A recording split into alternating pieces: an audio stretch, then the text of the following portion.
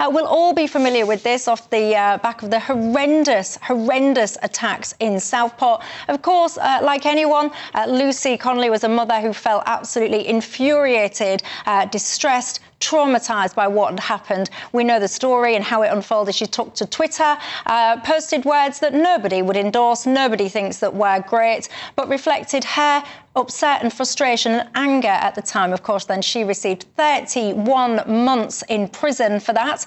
There was an appeal, of course, that was heard, which denied a shortening of that sentence and denied that Lucy Connolly would be released and returned back to her family. I can tell you now that this case has now been raised to the White House as well. We know that they've had harsh words to say, haven't they, about freedom of speech in this country. And I'm delighted to say that joining me now in an exclusive first television interview, Lucy Connolly's husband, and of course the former Tory councillor Ray Connolly joins me now. Good evening to you, Ray. Thank you for talking to us and the GB News audience. Now, just take us back, if you will. How did you feel when you returned home and you first got wind of all of this unfolding? Oh, yeah, well, I just came home from work. I knew something had happened, and I tried to get in the house, but I couldn't because the key was half done. I thought that's a bit unusual, but my daughter come down and she opened the door for me. Lucy was in the back room with all the babies waiting for the parents to pick up, and she was like really scared. I mean, I knew something could happen, but I thought something could happen to one of her kids who was in such a state. So then she just mentioned about what had happened at that nursery, back dance class. You know, obviously she was really upset about it. So yeah, it wasn't really a pleasant thing to come into. So the sentence, 31 months, she actually became eligible for some temporary release. They call it ROTL, release on temporary licence. That became applicable, as I understand it, back in November. That must have been a huge relief to you to know that she was potentially going to be able to visit you and visit your daughter, but it didn't happen, did it? No, I mean, it was all positive. I mean, the probation teams, what we're dealing with it, with Lucy, they said, look, you know, well, be honest, they said, you know, this would be a done deal because you're easily managed, you're not a risk, but you are Lucy Connolly. But she was still confident, even the probation was still quite confident. But then he didn't get back to her, and then it was such a long delay. Then they did come back to her eventually and said that it'd been refused. So she wanted to speak to the probation officer who was dealing with it, and he was, well, signed off on long-term sick, so she'd never seen him again. He'd had a bit of a bust-up with the governor, apparently. So, I mean, talk to us, if you will, about your daughter. I mean, she's 12 years old. This is her mummy. All of this will have been such a confusing, upsetting, distressing whirlwind to her, I imagine. How is she coping with this?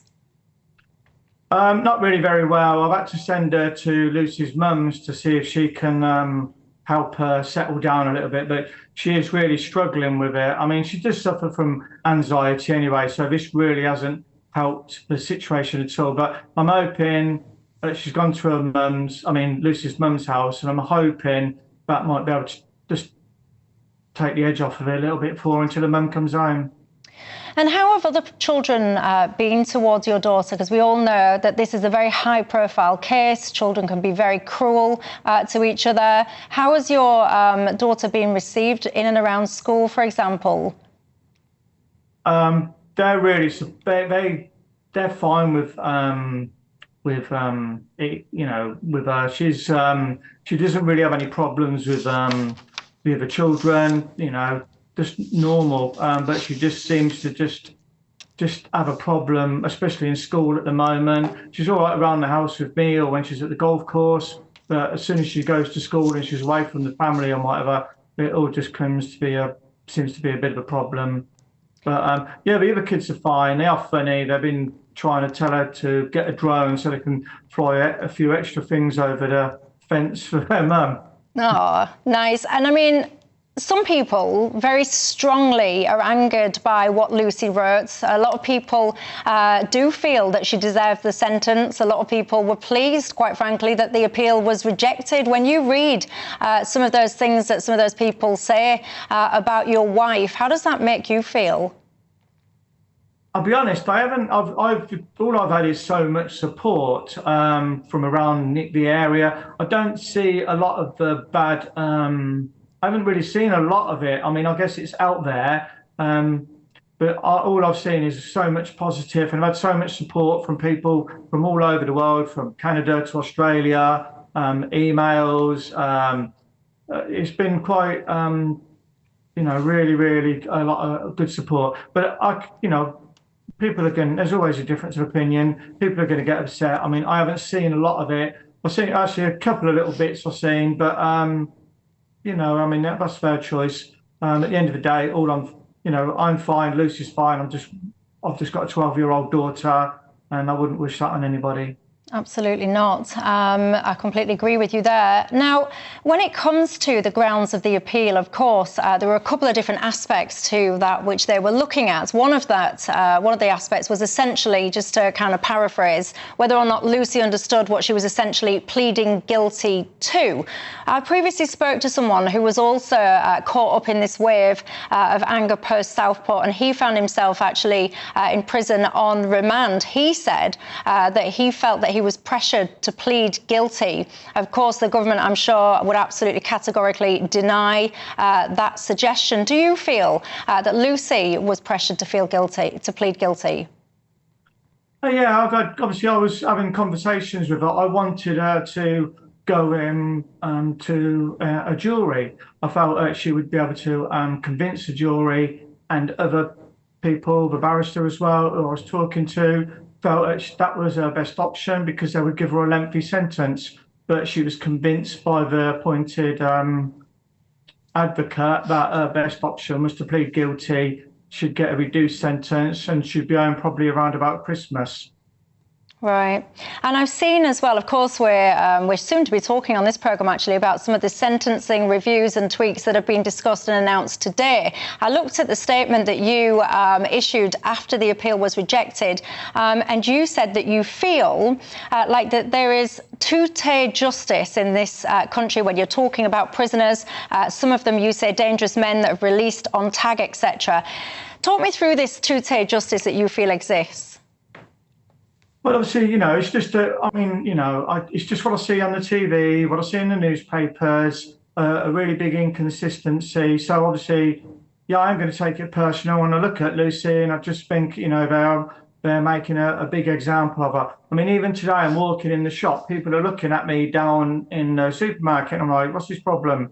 And they come up to me, and I don't know who this guy is, and he goes, oh, you're Ray Connolly? Oh my God, they're so harsh with your wife.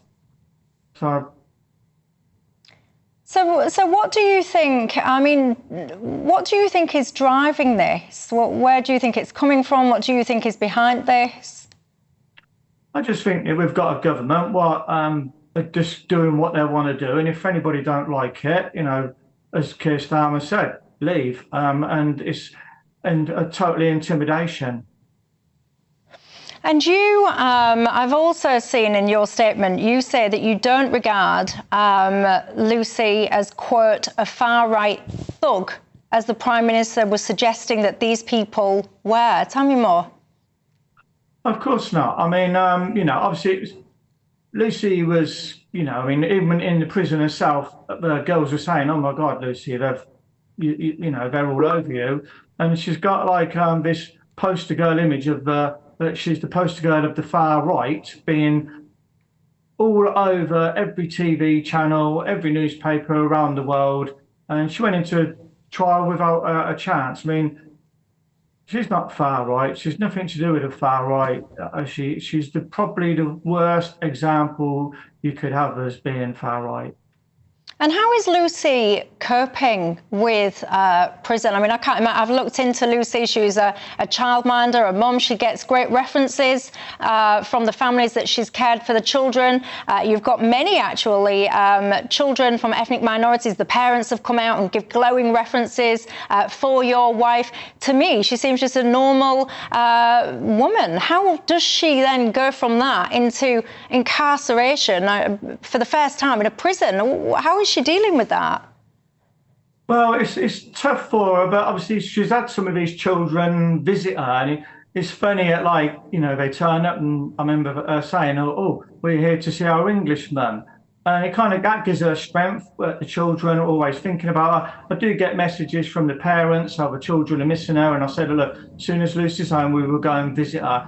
Inside prison, at the start of it, it was tough, but you know, obviously because of some of the statements, what were misleading from the police, she had a hard time. But the girls in there who are not shoplifters, although they, you know, Lucy hid in the cell for, she wouldn't come out of it she got into trouble. She wouldn't leave because of, well, threats and whatever. But eventually these girls got to know her, and, you know, the last conversation with one of these girls, because they do run the prison, and was, she came up to Lucy and went, "Look, Lucy, I'm ever so sorry.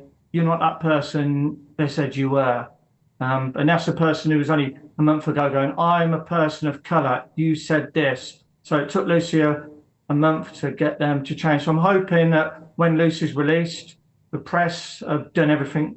I mean, the government have used the press to destroy this family, and I'm hoping that they'll give Lucy the opportunity to use that to give her version of events, and just let her speak and try and defend herself. And I think she'll do a really good job. Well, she's absolutely, of course, welcome on GB News anytime. Let me ask you this then as a final question. If you could take this opportunity to give a message to Keir Starmer, to the Home Secretary, or to the broader government, what would that message be, Ray? You've picked Lucy Connolly as the poster girl of the far right. When she gets the opportunity to come out and have her say, I think that she'll pretty much change people's minds. She's done a good job of that now with just a couple of phone calls from the prison. And I think when she's sitting on the sofa, sitting on Zoom, talking to people, there'll be a different Lucy Connolly portrayed. And some of these people probably need to clear the desk. Interesting. Ray Connolly, thank you very much for talking to me and to the GB News viewers. I've got to tell you, there is a huge amount of support. I talk to my viewers every day, and I've covered this story frequently now. There is such an outpouring of support from Lucy. Of course, nobody condones the sentiments within that tweet, but so many people think that she is being harshly treated and that she absolutely should be released from prison. And many of my viewers, and myself too, actually, hope that one day, very soon, she is reunited with you and with her broader family. But for now, thank you very much for your time.